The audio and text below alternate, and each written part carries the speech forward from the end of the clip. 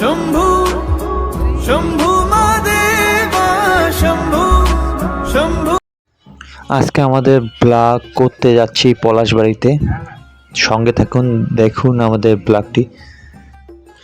আমরা কোথায় যাচ্ছি অলরেডি অনেকে বুঝতে পেরেছেন ইন্ট্রো দেখে, তো তারপরেও যারা বুঝতে পারেননি বা যারা জানে না তাদের জন্য বলছি, আমরা যাচ্ছি রাধা গোবিন্দ কালী মন্দির পলাশবাড়িতে। আমরা রংপুর থেকে 4 জন যাচ্ছি, 2 দাদা আর আমি আর সুমিত।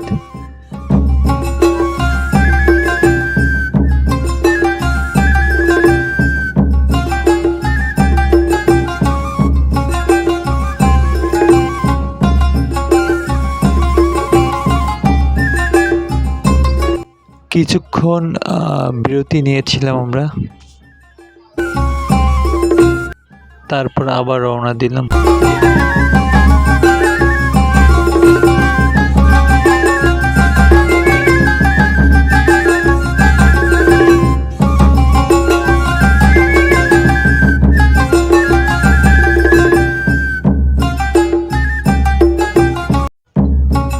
অবশেষে আমরা রাধা গোবিন্দ কালী মন্দিরে পৌঁছে গেলাম।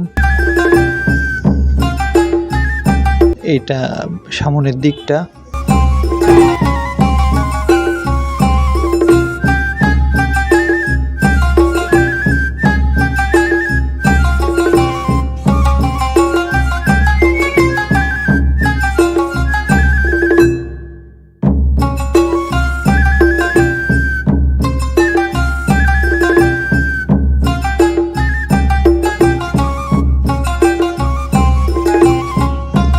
রাধা গোবিন্দ কালী মন্দিরটি একদম আবাসিক একটা এলাকায়। এই মন্দিরে প্রতিদিন নানা ধর্মের নানা বর্ণের লোকজন আসা যাওয়া করে এবং প্রতিদিন অনেক লোক দূর থেকে আসে এই মন্দিরটি দেখতে। এই মন্দিরে অনেক দূর দূরান্ত থেকে লোক আসা যাওয়া করে লোকজন, এবং প্রচুর পরিমাণ প্রতিদিন ভিড় হয় এই মন্দিরে। আর এই মন্দিরে ভক্তদের জন্য প্রচুর পরিমাণ রান্নাবাড়ি করা হয়। আগে রান্নাবাড়ি ফ্রিতে দিত, মানে রান্নাবাড়ি করা হতো যেগুলো, সেগুলো ফ্রিতে খাওয়ানো হতো।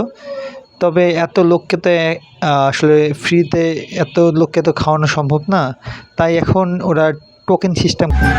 এখানে আজকে ফ্রাইডে, এই জন্য এত পরিমাণ ভিড় আপনাদের বলে বুঝতে পারবো না, প্রচুর।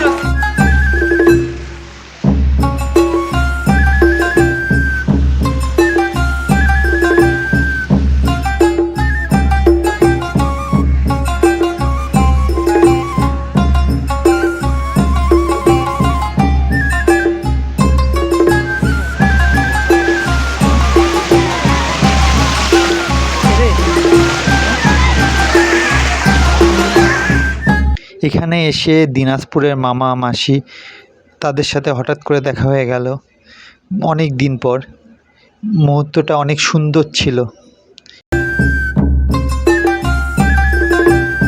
এই দিকটায় নাম কীর্তন হয়, আর পাশে বিভিন্ন রকম ধর্মীয় জিনিসপত্র পাওয়া যায়। আসলে জায়গাটা সব মিলে অসাধারণ। আপনি যদি কখনো আসেন তাহলে বুঝতে পারবেন যে জায়গাটা কত সুন্দর। আমরা এখন যাচ্ছি দুপুরে খাবার খেতে। এখানে আপনি 30 টাকার বিনিময়ে দুপুরের খাবার পাবেন, আনলিমিটেড। এখানে টোকেনের জন্য আমরা অনেকক্ষণ ধরে অপেক্ষা করার পর আমরা টোকেন পেলাম, কিন্তু এখন খাওয়া দাওয়া করতে পারিনি, কারণ আগের সিরিয়ালগুলো যারা ছিল তারা খাওয়া দাওয়া করতেছে। এরপরে আমরা সিরিয়াল পাবো, না হলে প্রচুর চাপ হয়ে যায় ওদের পক্ষে, তাই এই সিস্টেম করে রাখছে। এখানে ছোট পরিসরে সুইমিং পুল আছে। এটা মূলত বাচ্চাদের বিনোদনের জন্য।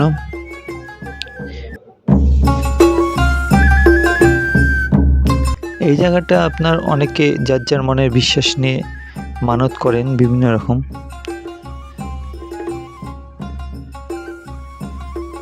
আর এখানে গাছপালা আছে, ছায়া আছে, রোদ থেকে বাঁচার জন্য এই জায়গাটা খুব শান্তিপূর্ণ জায়গা। আমি, নীরব, সুমিত আমরা তিনজন একটু ঘোরাঘুরি করতেছি। ঘোরাঘুরি করে আমরা দুপুরে খাবার খাবো, তখন খেতে পারিনি, সিরিয়াল পাইনি, এখন গিয়ে দেখি।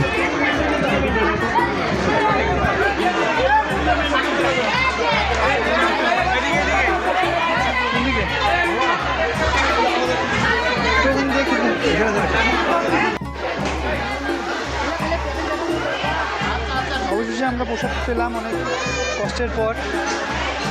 অনেক অনেক কেমন তাই না?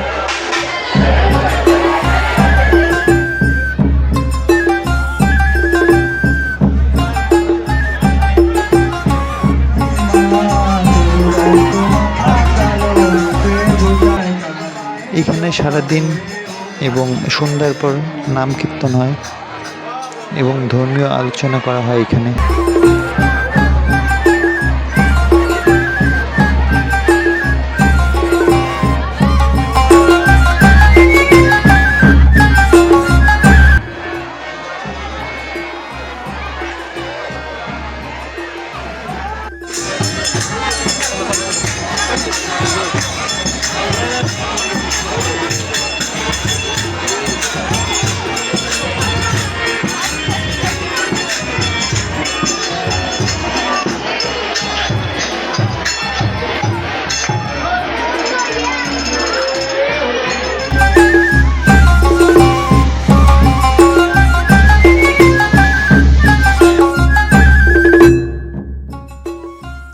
এখানে একটা ফুড কর্নার আছে, তো অনেক সুন্দর। এখানে আইসক্রিম, কফি, বিভিন্ন রকম জিনিস পাবেন।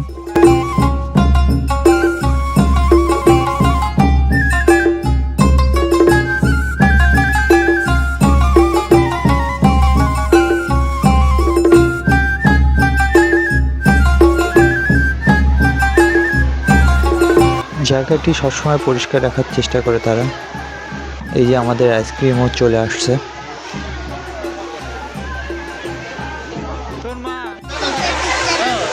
তো আমরা আইসক্রিম খেয়ে সন্ধ্যার যে ভিউটা এটা আপনাদের দেখাচ্ছি।